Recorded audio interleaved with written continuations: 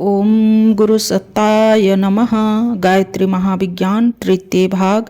लेखक परम पूज्य गुरुदेव वेदमूर्ति तपोनिष्ठ पंडित श्री राम शर्मा आचार्य। आइए पढ़ते हैं, सुनते हैं और समझने का प्रयास करते हैं। गायत्री मंत्र हमारे साथ साथ। ओम भूर्भुवः स्वाहा तत्सवितुर्वरेण्यं भर्गो देवस्य धीमहि धियो यो नः प्रचोदयात्। गायत्री के 5 मुखों से पंचकोशों का संकेत। 5 मुखों का दूसरा संकेत आत्मा के कोशों की ओर है। जैसे शरीर से ऊपर बनियान, कुर्ता, बास्कट, कोट और ओवरकोट एक के ऊपर एक पहन लेते हैं, वैसे ही आत्मा के ऊपर यह 5 आवरण चढ़े हुए हैं। इन पांचों को पहला अन्नमय कोश, दूसरा प्राणमय कोश, तीसरा मनोमय कोश, चौथा विज्ञानमय कोश, 5वां आनंदमय कोश कहते हैं। इन 5 परकोटों के किले में जीवबंद बना हुआ है। जब इसके फाटक खुल जाते हैं तो आत्मा बंधन मुक्त हो जाता है। यूं तो गायत्री के 5 मुखों में अनेक पंचकों के अद्भुत रहस्य छिपे हुए हैं, पर इन सब की चर्चा इस पुस्तक में नहीं हो सकती।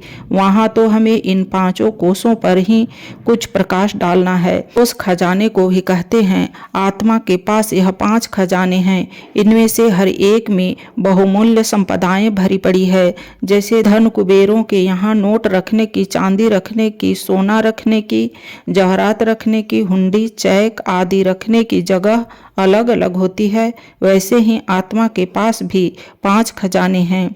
सिद्ध किए हुए 5 कोशों के द्वारा ऐसी अगणित संपदाएं, सुख सुविधाएं मिलती है जिनको पाकर इसी जीवन में स्वर्गीय आनंद की उपलब्धि होती है। योगी लोग उसी आनंद के लिए तप करते हैं और देवता लोग उसी आनंद के लिए नर तन धारण करने को तरसते रहते हैं। कोशों का सदुपयोग अनंत आनंद का उत्पादक है और उनका दुरुपयोग 5 परकोटों वाले कैद खाने के रूप में बंधनकारक बन जाता है। पंचकोशों का उपहार प्रभु ने हमारी अनंत सुख सुविधाओं के लिए दिया है। यह 5 सांवरिया हैं जो अनिष्ट रूपी शत्रुओं का विनाश और आत्म संरक्षण करने के लिए अति उपयोगी हैं। यह 5 शक्तिशाली सेवक हैं जो हर घड़ी आज्ञा पालन के लिए प्रस्तुत रहते हैं। इन 5 खजानों में अटूट संपदा भरी पड़ी है। इस पंचामृत का ऐसा स्वाद है कि जिसकी बूंद चखने के लिए मुक्त हुई आत्माएं लौट लौट कर नर्तन में अवतार लेती रहती है। बिगड़ा हुआ अमृत भी सो जाता है। स्वामी भक्त कुत्ता पागल हो जाने पर अपने पालने वालों को ही संकट में डाल देता है। सड़ा हुआ अन्न विष्ठा कहलाता है। जीवन का आधार रक्त जब सड़ने लगता है तो दुर्गंधित पीप बनकर वेदना कर फोड़े के रूप में प्रकट होता है। पंचकोशों का विकृत रूप भी हमारे लिए ऐसा ही दुखदायी होता है। नाना प्रकार के पाप तापों, क्लेशों, कलहों, दुखों, दुर्भाग्यों, चिंता, शोकों, अभाव, दारिद्र्य, पीड़ा और वेदनाओं में तड़पते हुए मानव इस विकृति के ही शिकार हो रहे हैं।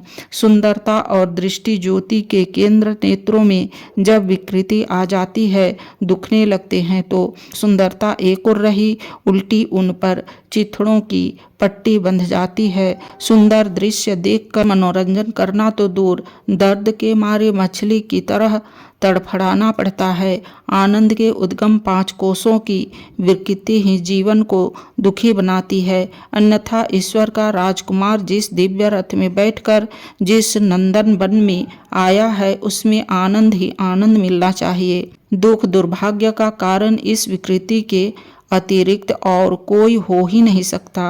5 तत्व, 5 कोश, 5 ज्ञान इंद्रियां, 5 कर्म इंद्रियां, 5 प्राण, 5 उपप्राण, 5 तन्मात्राएं, 5 यज्ञ, 5 देव, 5 योग, 5 अग्नि, 5 अंग, 5 वर्ण, 5 स्थिति, 5 अवस्था, 5 शूल, 5 क्लेश आदि अनेक पंचक गायत्री के 5 मुखों से संबंधित है।